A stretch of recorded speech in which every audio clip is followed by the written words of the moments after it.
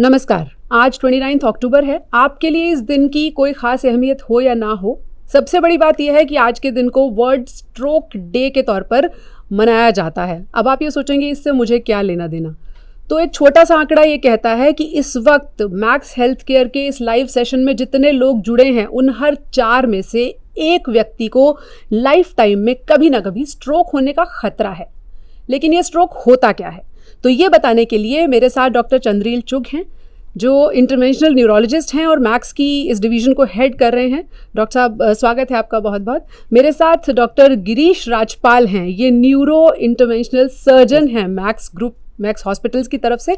आपके जितने सवाल हैं वो सवाल आप साथ साथ हमें बता सकते हैं। इसी सेशन के दौरान हम कोशिश करेंगे आपके हर सवाल का जवाब देने की। लेकिन एक सबसे पहला सवाल जो किसी के भी मन में आता होगा, स्ट्रोक होता क्या है और मुझे कैसे पता चलेगा कि क्या मुझे स्ट्रोक का खतरा है, क्या मैं उन 4 में से एक हूँ या नहीं हूँ। तो डॉक्टर, सबसे पहले आपसे ये जानना चाहते हैं कि स्ट्रोक सुनते ही लोगों को ये लगता है कि पैरालिसिस है, लकवा है, तब स्ट्रोक है। क्या ये धारणा सही है? Thank you Puja ji and hi viewers. जैसा आपने अभी बताया, स्ट्रोक एक बड़ी भीषण बीमारी है और सबसे बड़ा जो समस्या हमारे सामने एज अ डॉक्टर आती है कि लोगों को स्ट्रोक के बारे में पता नहीं है। स्ट्रोक को आम भाषा में पैरालिटिक अटैक या ब्रेन अटैक या फजलिश भी कहा जाता है। इसमें शरीर का एक भाग एकदम कमज़ोर नेस्तनबूत हो जाता है, बोलने में तकलीफ़ हो सकती है, समझने में प्रॉब्लम आ सकती है, आंखों की रोशनी भी जा सकती है। तो एक तरह से यह कहना कि स्ट्रोक एक पैरालिटिक अटैक है गलत नहीं होगा। इसके लिए सबसे इम्पॉर्टेंट बात, स्ट्रोक से बचने का कारण ही सबसे ज़्यादा ज़रूरी है कि उसकी अवेयरनेस हो, जो लोगों के अंदर नहीं पाई जाती। और इसीलिए आज का जो मेन उद्देश्य ही यही है कि लोगों को इसके बारे में बताया जाए। तो पैरालिसिस हुआ, लकवा हुआ, अब आपको पता चला स्ट्रोक है, उससे पहले डॉक्टर गिरीश, अगर मैं समझूं कि क्या कोई व्यक्ति ये जान सकता है कि हाँ मैं इसके खतरे पर हूँ और मैं इस खतरे को टाल भी सकता हूँ, क्या ये पॉसिबल है? ये जो स्ट्रोक, जैसे डॉक्टर चंद्रील ने भी बताया, ये सडनली होता है। एकदम से अचानक से आपको पैरालिटिक अटैक होगा, एकदम से अचानक से विजन जाएगी। तो उससे पहले अगर हमें जानना होगा तो कई बार ऐसा हो सकता है कि सिर दर्द हो, हेडेक हो, या आपको बीच बीच में विजन लॉस के थोड़े से सिम्टम्स हों, पर एज सच आप पिन पॉइंट नहीं कर सकते कि हाँ आप हफ्ता पहले मुझे ये हो रहा है और हफ्ते बाद मुझे स्ट्रोक हो जाएगा। तो क्या इनको हम अलार्मिंग साइन माने, जैसे आपने कहा कि विजन ब्लर हुई या सर दर्द हुआ? अलार्मिंग साइन मान सकते हैं, अलार्मिंग साइन मान सकते विजन हैं ब्लर का। तो अलार्मिंग साइन तो पता चल गया हमें कि अगर कोई विजन ब्लर हो रही है या अनएक्सप्लेन्ड हेडेक है, सर दर्द हो रहा है, समझ नहीं आ रहा क्यों हो रहा है। अब इसके बाद दूसरा बड़ा सवाल, अगर मेरे साथ ही हो रहा है तो मुझे जाना कहाँ है? बहुत लोग तो घूमते रहते हैं और सही डॉक्टर तक नहीं पहुंच पाते। देखिए, ये सवाल जिसे कहते हैं, इस मूल आधार है इस प्रेजेंटेशन का। और जाना कहाँ है, ये जानना बहुत ज़रूरी है। हर अस्पताल में स्ट्रोक का इलाज हो नहीं सकता, तो इसी सिलसिले में ये जानना बहुत ज़रूरी है कि कौन से अस्पतालों में हमारे जो पास हैं उनमें ये इलाज हो सकता है। मैक्स ने इसी चीज़ को लेकर एक स्ट्रोक की हेल्पलाइन लॉन्च करी है, जिससे स्ट्रोक के लक्षण अगर आपको लगे कि हो रहे हैं तो आप इस लाइन पे कॉल करें और इस लाइन पे कॉल करके आपको गाइड किया जाएगा कि आगे कैसे जाना है, आगे कैसे इसको डील करना है। बिल्कुल, ये हेल्पलाइन आप लगातार हमारे फ्रेम में देख रहे हैं, ये नंबर नोट कर सकते हैं। और ब्रेन अटैक सावधान, तो ब्रेन अटैक जब शब्द आता है तब शायद लोगों को थोड़ा समझ में आएगा कि हार्ट अटैक सुनते ही लोग अलर्ट हो जाते हैं कि भाई किसी को हार्ट अटैक हो गया, कोई सीरियस बात हो गई। ब्रेन अटैक और स्ट्रोक, क्या हम एक ही चीज़ माने या दोनों में फ़र्क है? देखिए, आमतौर की धारणा है लोगों में कि वो हार्ट अटैक और ब्रेन स्ट्रोक को कंफ्यूज कर जाते हैं। जब किसी से पूछा जाता है तो वो स्ट्रोक या हीट स्ट्रोक में कंफ्यूज हो जाते हैं। तो ब्रेन अटैक कहने का मतलब ये है कि एक तो ये इमरजेंसी है, दूसरी चीज़ ये है कि ये ब्रेन से रिलेटेड है। मेडिकल लैंग्वेज में इसे स्ट्रोक कहा जाता है, लेकिन आम भाषा में लोगों तक पहुंचाने के लिए इन्फॉर्मेशन हम लोग ब्रेन अटैक का नाम यूज़ कर रहे हैं। तो जब हम कहते हैं कि स्ट्रोक हुआ है, तो जो एक लेमैन डेफिनेशन है जो आप गूगल करेंगे तो आपको मिलेगी कि आपके ब्रेन के एक हिस्से की ब्लड सप्लाई रुक जाती है या वहाँ ब्लड फ्लो टूट जाता है। क्या ये ठीक है? और अगर ऐसा होता है तो फिर क्या क्या मैनिफेस्टेशंस क्या हैं, उसकी क्या क्या हो सकता है? ये बिल्कुल सही है कि जिस स्ट्रोक की हम बात कर रहे हैं उसमें एक हिस्से की ब्लड सप्लाई रुक जाती है। अब ब्रेन का हर हिस्सा अपना खुद का फंक्शन करता है, वो खुद का काम करता है। जैसे राइट साइड का है तो वो लेफ्ट साइड को कंट्रोल करेगा, लेफ्ट साइड का है तो right side of the body को कंट्रोल करेगा, साथ में मोस्ट ऑफ द पर्सन्स में आवाज़ को, स्पीच को भी कंट्रोल करता है। तो अगर हम ये कहें कि राइट साइड के ब्रेन की ब्लड सप्लाई रुक रही है, तो इसका मतलब ये है कि अब राइट साइड के ब्रेन की ब्लड सप्लाई रुकने से लेफ्ट साइड का हमारा बॉडी का हिस्सा पैरालिसिस हो जाएगा। तो लेफ्ट साइड में हमारे काम करना, आर्म और लेग काम करना बंद कर देंगे। इसी तरह अगर लेफ्ट साइड में ब्लड सप्लाई रुक रही है तो राइट साइड का हिस्सा जो है हमारा बॉडी का काम करना बंद कर देगा और साथ में आवाज़ में भी प्रॉब्लम आनी स्टार्ट हो जाएगी। ये सारे जो सिम्टम्स हैं, ये सारे पर ये तो सब होंगे तब जब नुकसान हो चुका होगा। हाँ जी, इनको सिंपल निमोनिक जो दिया गया है वो है फास्ट, FAST। F का मतलब फेशियल पैरालिसिस या मुंह टेढ़ापन होना, ठीक है। A का मतलब है आर्म वीकनेस या साथ में हम उसको लेग वीकनेस भी मान लेते हैं। और S का मतलब है स्पीच, यानी कि आवाज़ में प्रॉब्लम होना। तो अगर ये 3 सिम्टम्स आपको आ रहे हैं, और प्रॉब्लम सबसे बड़ी स्ट्रोक के पेशेंट में होती है कि अनलाइक जैसे हार्ट अटैक हुआ उसमें तो पेशेंट खुद बोल रहा है कि मेरा चेस्ट पेन हो रहा है, इसमें अगर आपके लेफ्ट साइड में प्रॉब्लम हो गई तो आप तो खुद बोल नहीं पाओगे, आप एक्सप्लेन भी नहीं कर पाएंगे। तो आपके साथ में जो 4 पर्सन्स हैं जिनको की स्ट्रोक का रिस्क, जैसे आपने बताया कि 4 में से 1 को स्ट्रोक का रिस्क है, पर जो 4 आदमी हैं उनको नॉलेज होनी चाहिए कि हाँ जो फर्स्ट पर्सन है जिसको स्ट्रोक हो रहा है उसको स्ट्रोक हो रहा है, क्योंकि जिसको स्ट्रोक हो रहा है वो बता ही नहीं पाएगा कि मुझे स्ट्रोक हो रहा है। तो सामने वाले को भी समझ में आना जरूरी Yes. है। और अगर आपको ये लगता है कि ये बीमारियां सिर्फ एक उम्र के बाद होती हैं तो एक डेटा और नोट कर लीजिए। 20% लोग ऐसे थे जिनको जब स्ट्रोक आया तो उनकी उम्र 40 साल या उससे कम थी, यानी कि यंगस्टर्स को भी उतना ही खतरा था। तो बहुत लोग ये सोचते हैं कि यंग एज में हमें कोई प्रॉब्लम नहीं होगी, हम ये सारी चिंताएं 50 साल के बाद करेंगे। यंगस्टर्स क्यों इतने खतरे पर हैं स्ट्रोक के? देखिए पूजा, इट इज़ वेरी इंटरेस्टिंग, जैसे स्ट्रोक डायनामिक्स पूरे वर्ल्ड में चेंज हो रहे हैं। हम लोग ज़्यादा से ज़्यादा यंगर लोगों में स्ट्रोक्स देख रहे हैं और उसका एक बहुत बड़ा कारण है हमारा बिगड़ता हुआ लाइफस्टाइल। ब्लड प्रेशर बढ़ता जा रहा है, ओबेसिटी बढ़ती जा रही है, स्मोकिंग और डायबिटीज़ भी बढ़ती जा रही है। इन कारणों की वजह से यंग लोगों में स्ट्रोक कॉमन हो गया है।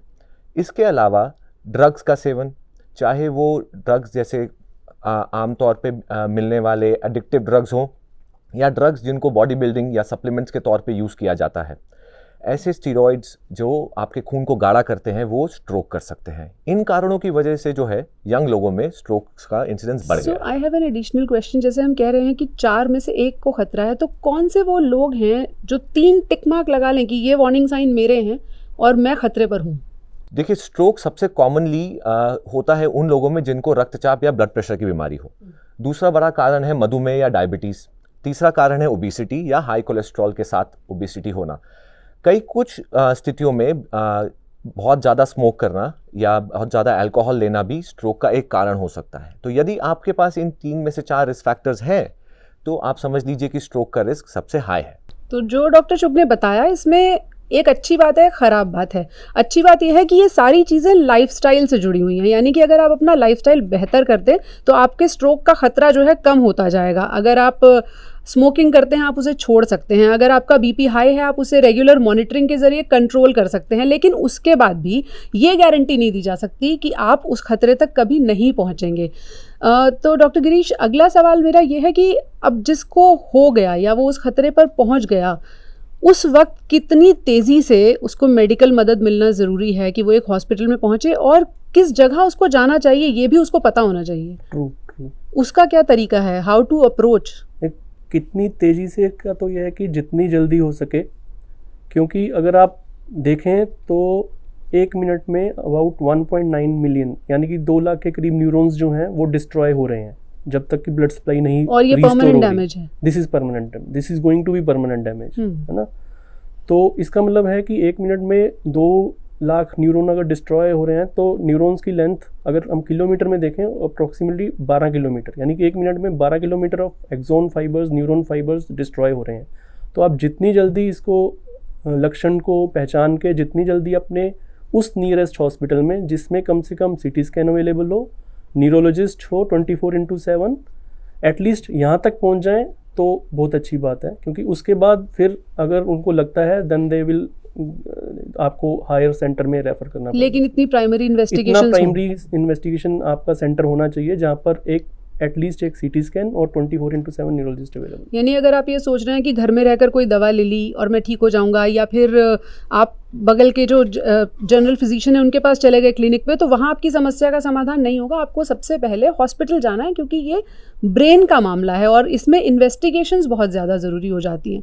ये तो हमने इमरजेंसी रिस्पॉन्स की बात की, कितनी तेज़ी में पहुँचना ज़रूरी है। हार्ट अटैक के टर्म में हम देखते हैं गोल्डन आवर कहा जाता है कि 1 घंटा अगर आपने वेस्ट किया आपका खतरा बढ़ जाता है।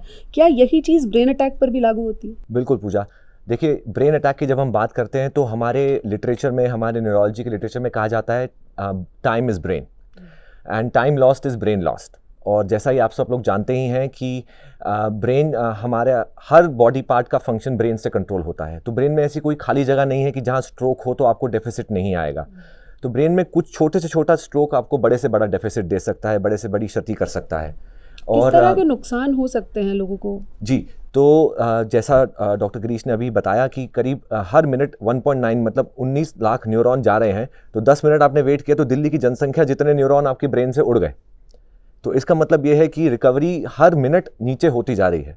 तो हमारे लिटरेचर में कहा जाता है कि जिस बंदे का इलाज 1 घंटे पे होगा वो 2 गुना बेटर करेगा इसका 2 घंटे पे होगा। वैसे ही करते करते करते 24 घंटे तक आप इसका इलाज कर सकते हैं। लेकिन जिनका इलाज जितना जल्दी होता है वो उतना ही बेहतर करते हैं उनसे जिनका इलाज लेट होता है। Since you are heading a division of interventional neurology, हम लोग इंटरवेंशनल कार्डियोलॉजी जानते हैं कि वहाँ अगर चले गए तो ठीक है, सर्जरी नहीं होगी, पूरी तरह से हार्ट खोलने की ज़रूरत नहीं है, फिर भी हमारा काम हो जाएगा। क्या ब्रेन के केस में भी ये पॉसिबल है कि बहुत ज़्यादा सर्जिकल इंटरवेंशन ना होकर भी इन चीज़ों का इलाज किया जा सके? बिल्कुल, आपने बिल्कुल अच्छा सवाल पूछा। इंटरवेंशनल न्यूरोलॉजी वैसे ही भाग है जैसे इंटरवेंशनल कार्डियोलॉजी का भाग हम लोग जिसे अवगत हैं, जिसको जानते हैं। अब मिनिमली इन्वेजिव प्रोसीजर्स या ब्रेन की सर्जरी बिना ब्रेन को खोले की जा सकती हैं। तो ब्रेन का स्ट्रोक चाहे वो नस के बंद होने से हो या नस के फट जाने से हो, इसका इलाज इंटरवेंशनल न्यूरोलॉजी द्वारा मिनिमली इन्वेजिव टेक्निक्स द्वारा बिना ब्रेन खोले किया जा सकता है। फ़ायदा क्या होता है कि मरीज़ को अस्पताल में कम रुकना पड़ता है, कॉम्प्लिकेशन रेट कम है और रिकवरी रेट ज़्यादा बेहतर है। तो इसलिए ये फील्ड बहुत तरीके से ज़रूरत है और ऊपर आ रही है। तो आपसे थोड़ी सी अलग जानकारी डॉक्टर राजपाल, क्योंकि आपके पास इंटरवेंशनल भी जानकारी है और आप सर्जरी की फील्ड को भी जानते हैं। कितने % लोग होंगे जिनको आप बिना सर्जरी के भी एड्रेस कर पाएंगे उनकी प्रॉब्लम्स को, और कितने % लोगों को या किन किन केसेस में सर्जरी में ही जाना पड़ेगा? हाँ, जैसे डॉक्टर चुग ने बताया कि अगर ब्लड वेसल रप्चर है, बैलून फूटा हुआ है, तो भी आप इंटरवेंशन कर सकते हैं, और अगर ब्लॉकेज है तो भी हम बिना ओपन किए इसमें न्यूरो इंटरवेंशन में आप कर सकते हैं प्रोसीजर। पर अगर आप बोलें कि कितने % पेशेंट्स में, तो मैं कहूँगा जिस स्ट्रोक की हम बात कर रहे हैं आज, इस्चमिक स्ट्रोक जिसको बोलते हैं, जो कि ब्लड क्लॉट की वजह से, ब्लड वेसल ब्लॉकेज की वजह से है, उसमें आपको अगर इंटरवेंशन की ज़रूरत है तो वो बिना खोले ही करना पड़ेगा। उसमें आप ब्रेन ओपन करके क्लॉट निकाल ही नहीं सकते हैं। This is very important thing. अगर आप ब्रेन वेसल रप्चर की बात कर रहे हैं तो आपके पास ऑप्शन है कि हाँ, मैं ब्लड स्कल ओपन करके ब्रेन सर्जरी करके उसको क्लिपिंग कर सकता हूँ, या बिना ओपन किए मैं एंडोवेस्कुलरली उसको कॉइलिंग कर सकता हूँ। But in case of ischaemic stroke जो ब्लड क्लॉट की वजह से है, वो ब्रेन को बिना खोले ही करना सबसे बेस्ट है। ओपन करने का तो टाइम ही नहीं है हमारे पास। यानी अब वो फैसिलिटीज़ मौजूद हैं जिसमें ब्रेन को पूरी तरह से खोलने की भी ज़रूरत नहीं है और इंटरवेंशनली आपका इलाज हो सकता है। हेल्पलाइन आप लगातार देख रहे हैं, लेकिन हम लोग यहाँ पर होते हुए आपको ये भी बताएंगे कि कोशिश कीजिए कि इस हेल्पलाइन की ज़रूरत ना पड़े। तो क्या कर सकते हैं लोग कि इस ब्रेन स्ट्रोक की कंडीशन को भी अवॉइड करें, और क्या क्या उनको तरीके अपनाने चाहिए जिससे वो हेल्दी रहें और ये नौबत ही ना आए? देखिए, बहुत ही ज़रूरी है, prevention is always better than cure. अगर ज़रूरत नहीं पड़ती तो इससे बेहतर स्थिति नहीं है। जैसा मैंने पहले बताया, ब्लड प्रेशर में कंट्रोल रखना, अपने वज़न को कंट्रोल में रखना, अगर शुगर ज़्यादा है तो उसको कंट्रोल में रखना, नियमित रूप से एक्सरसाइज या व्यायाम करना बहुत ज़रूरी है। अच्छी खुराक खाएंगे, अच्छी ज़िंदगी जिएंगे, स्ट्रेस लेवल्स को कंट्रोल करेंगे तो बीमारी वैसे ही आपको टच नहीं करेगी। ये सारी बातें हम जानते हैं। जब भी हम लाइफस्टाइल डिसऑर्डर्स की बात करते हैं तो हमें पता होता है हमें एक्सरसाइज करनी चाहिए, हमें अच्छी डाइट लेनी चाहिए। एक्सरसाइज का नाम सुनते लोग सोचते हैं पहले हम जिम की मेंबरशिप लेंगे, फिर हम नए जूते खरीदेंगे, फिर हम नए कपड़े लेंगे, फिर एक्सरसाइज करेंगे। तो कई लोग वो सब खरीद भी लेते हैं पर जिम नहीं जाते। तो एक्सरसाइज की जब हम बात करते हैं डॉक्टर साहब, क्या वाकई जिम जाके ही एक्सरसाइज की जा सकती है? देखिए, इसको इस तरीके से देखिए, जैसे बचपन में एग्ज़ाम होता था तो अपना पेंसिल बॉक्स सब लोग बहुत अच्छी तरह सजाते थे, लेकिन एग्ज़ाम में जाके फेल हो जाते थे। तो उसी स्थिति में अगर हम लोग देखें तो ये ज़रूरी है कि एक्सरसाइज का मतलब जिम जाना नहीं है, वज़न उठाना नहीं है। एक्सरसाइज का मतलब होता है अपने हार्ट रेट को ऊपर लाना। तो कोई भी व्यायाम, चाहे वो घर में किया जाए या वो चल के किया जाए या वो भाग के किया जाए, स्विम करके किया जाए, कोई स्पोर्ट्स खेल के किया जाए, वो व्यायाम होता है। उसको हमको कोई ऐसी अपॉर्चुनिटी नहीं छोड़नी चाहिए जिससे हमारे शरीर को बेनिफिट मिले। उसके लिए कोई पर्टिकुलर जगह की ज़रूरत नहीं है, सिर्फ इंटेंशन की ज़रूरत है। तो कायदा ये कहता है अगर आपने 35-40 साल की उम्र तक कोई एक्सरसाइज नहीं की है, वॉकिंग से शुरू कीजिए, हफ्ते में 5 दिन सिर्फ सैर कीजिए, ब्रिस्क वॉक कीजिए, धीरे चलिए, तेज चलिए, लेकिन एक्सरसाइज कीजिए, कुछ तो कीजिए। ये जो हम तरीके बता रहे हैं लोगों को कि एक्सरसाइज करें, लाइफस्टाइल बेहतर रखें, कितना बचा लेंगे। और फिर भी कुछ लोग होंगे जो जेनेटिकली ज़्यादा प्रीडिस्पोज होंगे ब्रेन स्ट्रोक या ब्रेन अटैक के लिए।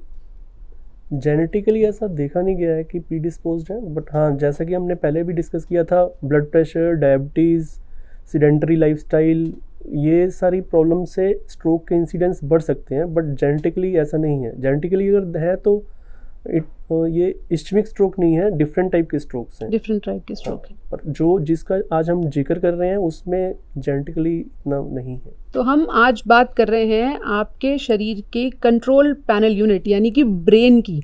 उससे जुड़े हुए जितने सवाल हैं आप अभी हमारे एक्सपर्ट से पूछ सकते हैं। हम कोशिश करेंगे आपके हर सवाल का जवाब देने की।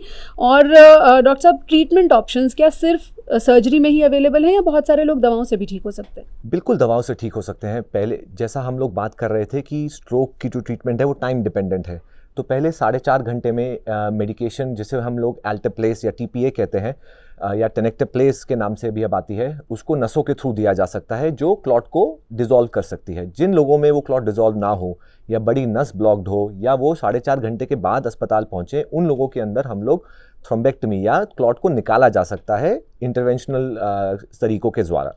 और कितना लंबा हॉस्पिटलाइजेशन रहता है अगर ये स्थिति आ जाती है? देखिए, आप अचंभित होंगे अगर मैं आपको ये बताऊं कि हम लोगों ने इस प्रोसीजर के बाद टेबल के ऊपर ही पेशेंट को इम्प्रूव होते देखा है, मूव करते देखा है।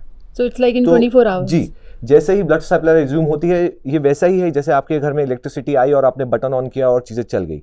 कई लोगों को ज़्यादा दूर तक रहना पड़ता है, ज़्यादा लंबा रहना पड़ता है, डिपेंडिंग कि वो कब आ पाए हैं अस्पताल में। अगर वो लेट पहुंचे हैं और क्षति बहुत ज़्यादा हो गई है तो उनको रिहैबिलिटेशन की ज़रूरत पड़ती है, फिजिकल थेरेपी की ज़रूरत पड़ती है। उस स्थिति में टाइम लगता है, लेकिन बहुत सारे ऐसे केसेस भी होते हैं जो आपके सामने भी इम्प्रूव होते हैं, जो बहुत अच्छा लगता है किसी को भी देख के। मेहनत करके किसी की जान बचाने से बड़ा सुकून कहीं और नहीं। तो आपको सर दर्द हो रहा है, आपको पता नहीं क्यों हो रहा है, विजन ब्लर हो रही है, पता नहीं क्यों हो रही है, कुछ भी और कमजोरी हो रही है शरीर के किस हिस्से में, क्या करना चाहिए डॉक्टर चंद्रील चुग? सबसे पहले क्या करे कोई मरीज?